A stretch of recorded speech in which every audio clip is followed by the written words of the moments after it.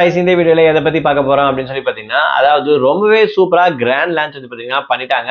இதுல பிரதீக்ஷான்றவங்க ஒரு சூப்பரான ஒரு விஷயத்த ஜட்ஜஸ்க்கு கொடுத்துருக்காங்க. அதுக்கான பின்னணிகள் என்னன்றது தான் இந்த வீடியோல பார்க்க போறோம். நம்ம சேனல்ல ஃபர்ஸ்ட் டைம் பார்க்குற பர்சனா நீங்க இருந்தீங்கன்னா மறக்காம நம்ம சேனலை சப்ஸ்கிரைப் பண்ணிக்கோங்க. அப்பதான் நான் அடுத்தடுத்து போடுற வீடியோக்கான நோட்டிபிகேஷன்ஸ் அண்ட் பாப்அப்ஸ் வந்து உங்களுக்கு கண்டினியூஸா கிடைச்சிக்கிட்டே இருக்கும்.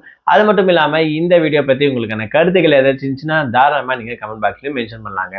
ஸோ ரீசெண்டா ஜீ தமிழ்ல சூப்பரா கிராண்ட் லான்ச் பண்ணிருக்கக்கூடிய ஒரு ரியாலிட்டி ஷோ அப்படின்னு சொல்லணும்னா சரிகமபா லிட்டில் சாம்பியன் சீசன் 5 வந்து பாத்தீங்கன்னா ரொம்பவே சூப்பரா ஓபன் பண்ணிருக்காங்க. இதுல ஒவ்வொரு ஸ்டேட்ல இருந்தும் ஒவ்வொரு டிஸ்ட்ரிக்ட்ல இருந்தும் ரொம்பவே சூப்பரா வந்து பாத்தீங்கன்னா பசங்க எல்லாரும் கலந்துக்கிட்டு பாட்டு பாடிட்டு வந்துட்டு இருக்காங்க.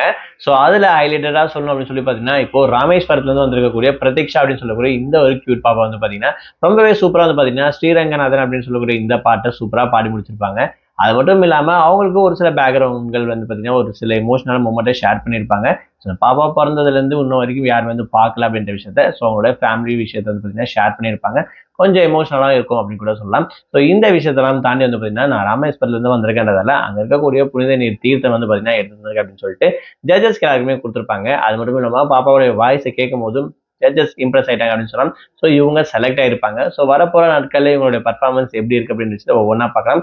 அது மட்டும் இல்லாம இந்த ஒரு ஸ்டேஜ் வந்து பாத்தீங்கன்னா நிறைய எமோஷனலான மூமெண்ட் வந்து பாத்தீங்கன்னா நிறைய ஷேர் ஆயிட்டு இருக்கு அப்படின்னு சொல்லலாம். ஃபன் வித் ஜாலி அப்படின்ற ஒரு பக்கம் இருந்தாலும் ஸோ நிறைய பேர் அவங்களுடைய விஷயத்துக்கு பார்த்தீங்கன்னா ஷேர் பண்ணிட்டு இருக்காங்க.